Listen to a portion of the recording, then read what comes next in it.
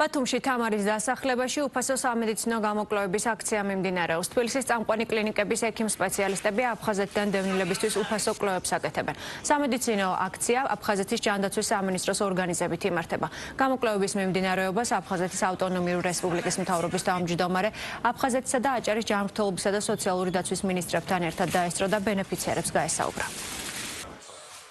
აფხაზეთის ჯანდაცვის სამინისტრომ ქვეყნის მასშტაბით 10-მდე უფასო სამედიცინო გამოკვლევები ჩაატარა, რომლის ფარგლებშიც იფსარგებლა 1000-მდე ბენეფიციარმა და ეს ძალიან მნიშვნელოვანი პროექტია ჩვენი მთავრობისთვის. აფხაზეთის მთავრობის ხდომაზე მინისტრებს დაევალათ 2026 წლის პროგრამები და პროექტები, რომელსაც ისინი წარმოადგენენ, უნდა იყოს მორგებული ჩვენი დევნილი საზოგადოების საჭიროებებზე და კეთილდღეობაზე. დევნილი მოსახლეობა, რა თქმა უნდა, ჩვენი მთავრობის როგორც აფხაზეთის, ასევე აჭარის ავტონომიური რესპუბლიკის მთავრობის პრიორიტეტს წარმოადგენს.